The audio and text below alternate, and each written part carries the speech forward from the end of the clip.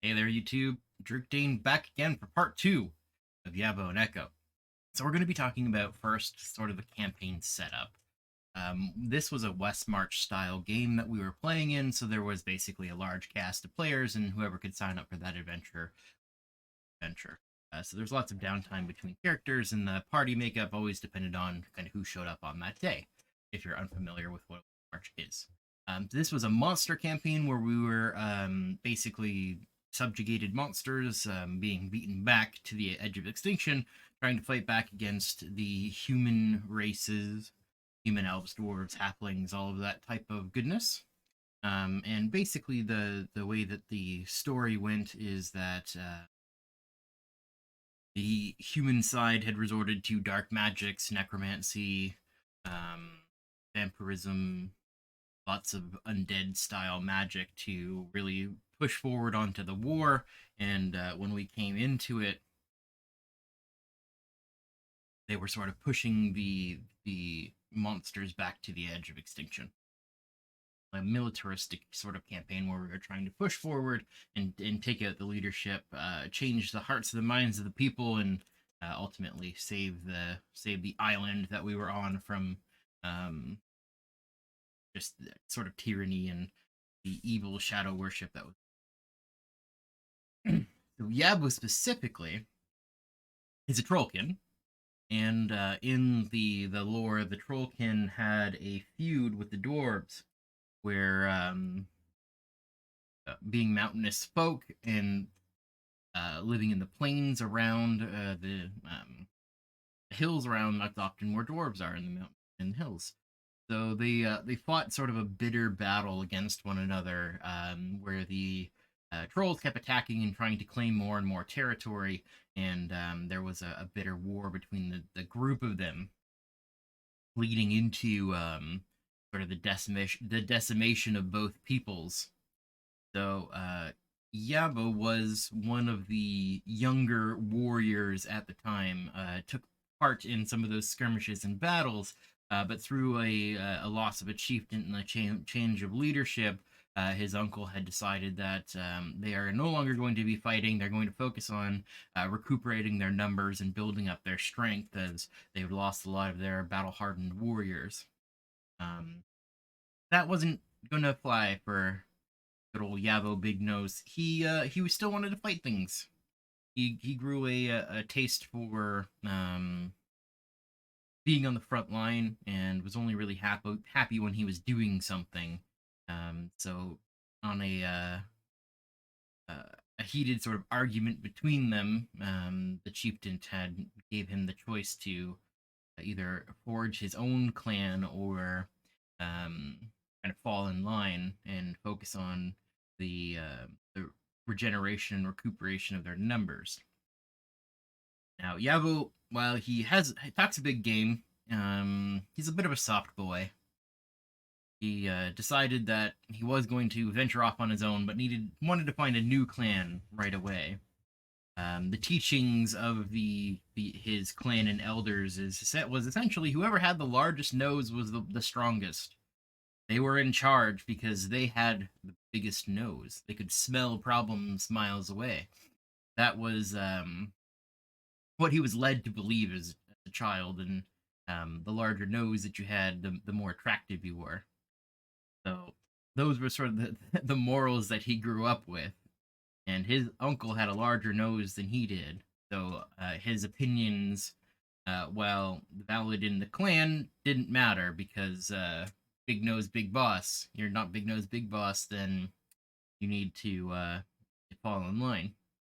So he forged away and started to wander down the mountain and came across others that would lead him to the resistance.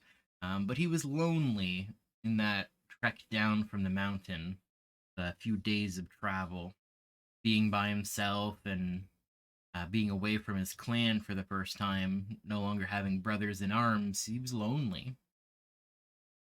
And one dark night, he felt a um, familiar hand on his shoulder, and he turned and saw Ekko, his best friend Ekko, or would be his best friend Ekko. a shadow copy of himself so he wouldn't be alone. And he never was alone again. But when he rejoined into the camp, there weren't many other trollkins around or people that shared his views on battle, and they all had very relatively, for their size, small noses. So he thought, I can rule over this clan because I have the biggest nose. And he truly thought that he was the boss. But with his lower, he wasn't a worldly creature and he wasn't particularly learned. He was pretty easily manipulated when people um, asked him to do something because he's the boss. He should be first in the room, or he should open the doors. He was big and strong, and obviously the leader. So the leader always leads the way. So he often just walked face first into danger, in trouble. But being the frontline fighter, I think when I first started him as a character, he had a 21 AC at level 3, which is pretty ridiculous when you think most monsters have a +3 to +5 to hit. So they still had to roll like a 16 or better to even hit him. So traps and whatnot, you just walk right into them. As long as it wasn't fire or acid damage, he was fine with it. But he was he was known to be sort of that frontline aggressor, being able to break doors and stand in front of hordes of things. But it turns out that his brain box wasn't so great. In one mission, he got possessed by ghosts twice, and then charmed by a succubus once to fight the group. And while it's great to have a giant troll in your team that's completely covered in metal, when he's not your friend, it's really hard to stop him. Really hard to stop him. So there was a few occasions where mind tricks got the better of him. I think there was a cursed chest that made him very greedy until somebody could do like a restoration magic on him. So he fought against the party who tried to take the box of goodies from him. He had a sordid history with getting himself into trouble with mental things, but um, there were a lot of other races and creatures around, and forged some respect for some individuals. There was a Luxodon, which is a elephant person, and if you can ever imagine, if your nose is the sign of beauty and you see an elephant for the first time, that's like a god essentially. It's the longest nose even possible that you can use to move around to do stuff. That's like the pinnacle of having cool noses. It was more like a godly respect for these Luxodon that walked around. They must be sagely masters of their clans for their nose to extend so far off of their body. There were a lot of like kind of funny moments where his beliefs in the power of the nose led him into um, being persuaded to do certain things and to move certain ways in the missions that he undertook. Um, he was a little more feral and bestial than some of the other folks that were around that were actually just like civilized people that were, you know, subjugated just like everyone else. People did come from faraway lands and sometimes even other worlds that were brought into this resistance group to help the monsters sort of push back on their enemies. So he was a little bit of he was still a monster. He liked to eat people's fingers. That was his sort of delicacy, was eating the fingies of his enemies, particularly dwarven fingies. He would eat them like French fries. So that's where sort of the grotesque troll nature sort of came from, and it led to a few interesting encounters with other characters where he's offering them fingers like it's nothing, and they're like repulsed by it. But in one of the arcs of our story came hags, a magical coven of hags that were thwarting our efforts. And at one point, Yavo went on a mission to go and fight the Hags to push them back and to send them away. And what ended up happening is one of the sisters got defeated and dropped a book, a sort of cursed wish hag book that was there. Yavo, being the first to pick up the book and take it with him, decided to write more fingers in the book. He wanted to have more fingers, tasty, nummy fingers.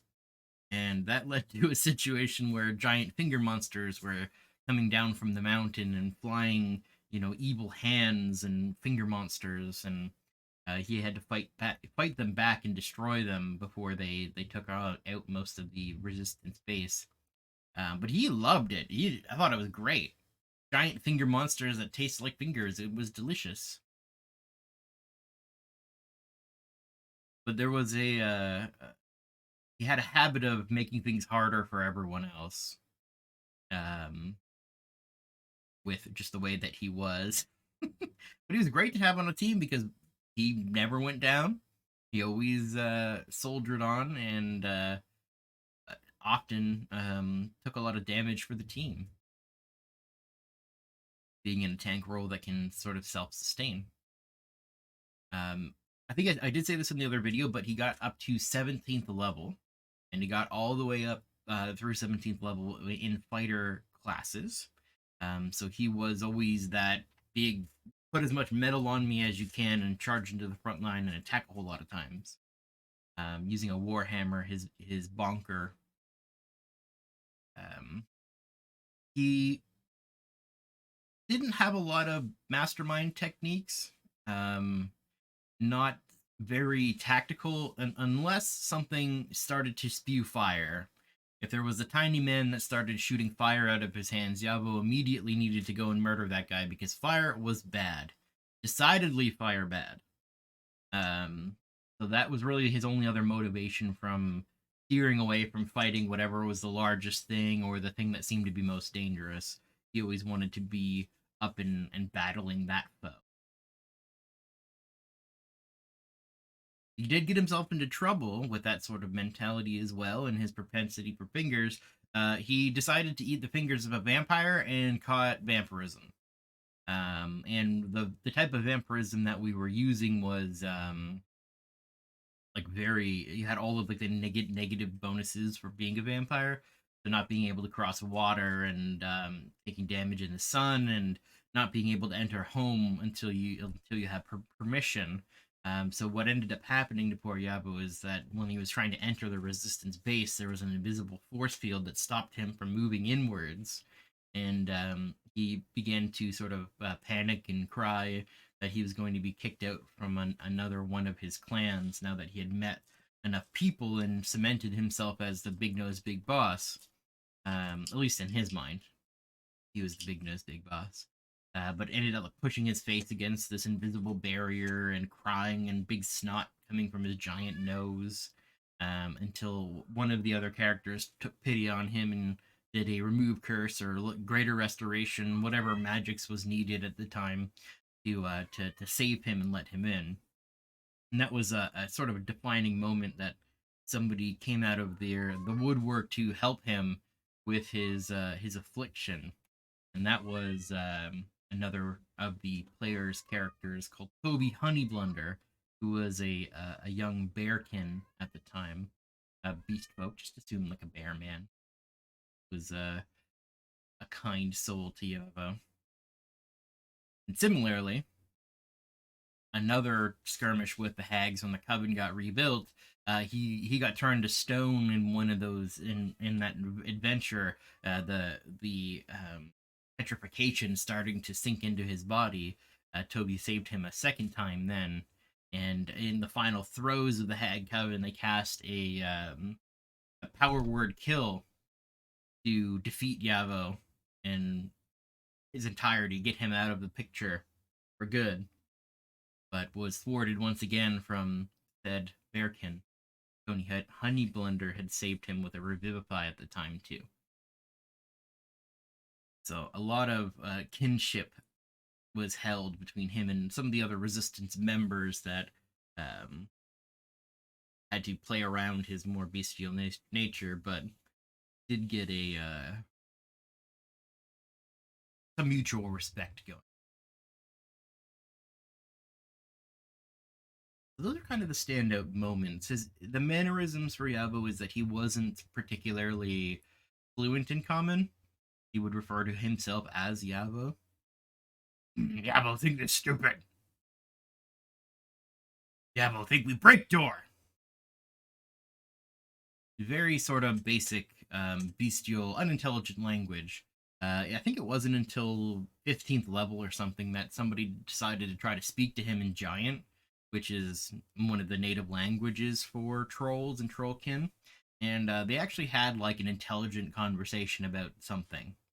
And the real secret behind his sort of blundering around and making loud, aggressive noises, shouting fire bad whenever he takes fire damage, really boiled down to him just not understanding common very well, but was very fluent in his ideas and thoughts in Giant, which was just kind of funny actually. It was fun to play that, and it wasn't until somebody decided to try to speak Giant to him that they were like, oh really, okay, yeah. So there is like some stuff going on there. Still a little simple in ways, a simple clan with simple rules. But they actually had like a smart, normal conversation as opposed to what most of the other individuals. So with the level ups, I mean, fighters come with all sorts of feats that came in, and a lot of the puzzles that we had were combat and some scenarios of how to progress forward through certain areas and that sort of thing. So with the combat, which is sort of the pillar that Yava was best at, being able to survive things and do battle with things, that's where he mostly had helped out in. Some areas of survival that he was pretty good in, or athletics was primarily his jam. Few things that we ended up doing. I'm going to switch to this screen. Aha. Required combat. So for feats is really where Yavo began to shine, being able to take a lot of damage and put out a fair amount, not the most because he was using a one-handed shield. And one thing I would do differently if I were to rebuild this character again is switch up some of the feats that I took to take them at earlier levels. The whole video went over why durable is amazing at level 4, and these were his end stats as well when we had finally rounded it out, having 25 strength through magic items and a 20 in constitution. So for this, we took Heavy Armor Master, and that was kind of cool because we had seen through another character that Heavy Armor Master was actually really cool. Being able to, the few times that you did get hit with the 22 armor class or something, if it poked you even like a critical for a 7 damage or something, you're like, haha, I'm not going to take 3 of that. It was really fun to be like, is it magical damage? Like traps too, like any slashing piercing damage from non-magical weapons got reduced by 3, so I could just like walk through a bunch of arrow traps, and if it did like 3, 4, 5, 6, whatever, like, oh, I'll just reduce it all by 3 and we'll just keep going. I triggered all those traps, fell down a hole and took 6 bludgeoning damage. Haha, well, now I'll only take 3. Shield Master was kind of a cool one because it was trying to help me out with not taking the fire damage as much, because a lot of fire traps or fire balls or whatever to make dexterity saving throws. So because I had a 11 dex, my dex sucked, right? I could add my shield's AC to my dex saves against spell or harmful effects that target only me. So I could get a +2 or +4 on that dex save because my shield's armor class helped me out. It also helped with the bonus action shove. Later on in the build, I got expertise in athletics, so I was able to kind of knock people down and then just hammer them to death with the attack actions and all the other maneuvers that you can do, but also like pushing people around to remaneuver them and that sort of thing. That was kind of the only thing that Yavo had going for him, was pushing people to maneuver them differently. He didn't have a lot of other options other than, I'm in two spaces at once because I'm an Ekko Knight. And then if you're subjected to a dexterity save that allows you to take half damage, you can use your reaction to take no damage, interposing your shield between the source. So it's sort of the idea of, um, a fireball comes in, it explodes. Since I don't get this ability to add my shield to it, but if I did make the save, I can take no damage instead of half, so my ability stays on. Being resistant to fire doesn't really help, because if you take 1 point of fire, it turns off that healing capability, so it was just not good. It didn't matter. Then 10th, we got Crusher, 12th, Resilient, and 14th, or 12th, Skill Expert, and then Resilient. So this was mostly to sort of round out the rest of my skills. Crusher is amazing. Absolutely amazing. This is the one thing I would have taken earlier instead of Heavy Armor Master. I should have taken Crusher. This was before I think Tasha's was fully released, so by the time we were 10th level, Tasha's was out. But the once per turn, when you hit a creature with an attack that deals bludgeoning damage, you can move them 5 feet to an unoccupied space, providing the target is no more than one size larger than you. So just being able to batter somebody around and move them into positions, pull them away from creatures that they're trying to fight, or push them steadily towards like a cliff or something. But also, when you score a critical hit that deals bludgeoning damage, attack rolls against that creature are made with advantage until the end of your next turn. So this is really great when you think about fighters and Ekko Knights that make so many attacks. The 8 attacks I could make in a round, if the first one crit, then you can just 7 attacks with advantage. And advantage for the rest of your squad too. Pressure was really amazing, and it did proc quite a bit. Skill Expert was, I picked up the skill in medicine, which, was whatever, but the expertise, the +1 to stats and the expertise made me, like, I think at the end of the game I had a 19 to athletics. So it's really hard for something not to get knocked over from my bonus action shove with Shield Master. And then Resilient going into Wisdom, and then I think if I got one at 16, it would have been for Dexterity, but basically giving me that proficiency in the saving throws. So all in all, he was like a big beefy tank, just covered in armor. I think the lowest AC he ever had was 21. He was rocking 23 for a long time, and sort of teetered out, maxed out at 26. When the creatures start to get like +13 to their attack bonus, it starts to matter less and less how much armor you have. But his shtick was really just not dying, being a thorn in everyone's side. For magic items, it was a pretty generous campaign. We got 2 uncommons, a rare, very rare, and legendary from the group that we were helping, basically. So, of course, the Parafet of Wound Closure. We got the Cloak of Protection for our armor class bonus. The Order of the Silver Dragon +2 shield. This one is a kind of a slept-on item for rare item slots, because it's a +2 shield. That also gives you +2 to your initiative in the rare item slot, where normally a rare shield is it's a +2. Rare shield is still a +2, but this is a +2 shield that also has a bit of an extra bonus to it, because your initiative bonus goes up by 2. If you're not using things from other areas, it could just simply be a +2 shield. The difference in that rare slot is a +1 armor is a +1 armor is rare, and a +2 shield is rare. So, and it doesn't require attunement, neither does this one as well.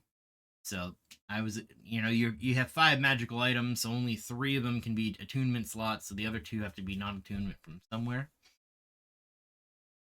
So that's a good call. Our very rare was the Belt of Fire Giant Strength, but that took my strength from 18 all the way to 25, which was amazing. It was like a 3-point accuracy bonus. And then the legendary we took was the Afridi Chain.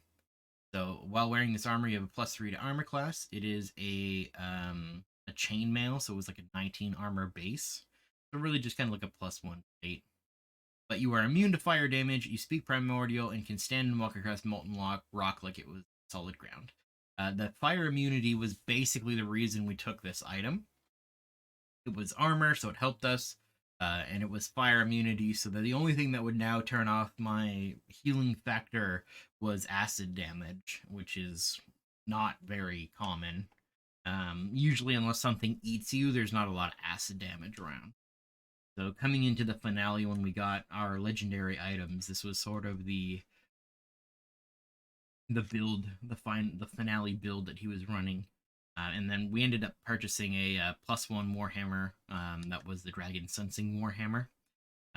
When we had bought some tokens at the time, it's basically just a +1 weapon, but I had a magical weapon that and that was kind of it. Yeva didn't have a lot of complex relationships because he was a little bestial and there was a number of different characters. So it might have been a different story if it was like a home game where you just have one-on-one interactions with people over and over. But this was like a big mass army group. So he's just kind of a silly fun character where you'd often dance with Ekko around. They'd do a little jig together while they were waiting for everybody else to leave, and he would introduce everybody to Ekko like he was a real person. This is best friend Ekko. And pictured here, you can kind of see Ekko is showing him how to write and giving him the idea, hey, fire is bad. I always sort of played it off that whenever Yavo wanted to introduce you to a new idea or pitch in puzzle making or something like that, it was always Ekko was the smart one. He was the one that was showing people what to do. So a little bit of a comic relief character where he was just kind of goofy. Um, but it was a lot of fun to play him. And in the final sort of challenges, we had to fight a shadow god of some kind. Yava was in the final room with the Lich that was pouring out all sorts of nasty necrotic damage. He was healing it all away and fighting with his friends. And what ended up happening, the last story of Yavo Big Nose was the Lich was defeated, but sort of just before their final moments was another power word kill that was fired out. And this time it wasn't at Yavo. It was at poor Toby. Toby Honeyblunder had succumbed to the um, power word kill and not able to enter that final room. Being would have been the last soul to sort of open this rift to allow the Shadow God into our world. There was a sneaky plan that I had. In the conclusion of the Hag's ending, when we defeated the coven in its entirety, there was books that were given out, and there were like 5 or 6 of them that were there. They all had one benefit, but also one downside. There was always a catch to whatever power they would have given you. And the one book that Yavo sort of grabbed and kept on to was the book called The Ultimate Sacrifice. And it gave the ability to resurrect a creature on any plane, no matter how long they've been dead. But the wisher immediately dies and can only be resurrected by another wish spell. And that ultimate sacrifice was used. I had it in my back pocket. I was holding on to that item just in case if something happened to poor Toby. And sure enough, his story came to an end. Yavo sort of walked over to his body and he said, Yavo, not Toby. Yavo. And he opened the book and read it, or consumed its power. I don't know how well he could read it. But while his soul was being sucked away into the portal, there were an infinite chain of echoes that grabbed his soul and brought it back into his body. And Yavo went through the portal, sacrificing himself. So it was kind of funny. The only one that could kill Yavo was Yavo. And that's kind of how his story came to an end. It was a really fun character to just kind of walk around and be a meathead. but also like gross people out by eating fingers and doing silly things like dancing with my Ekko and being all emotional whenever he was fighting his friends because he didn't want. And that about sums it up. That is what we have for this character build. We switch back.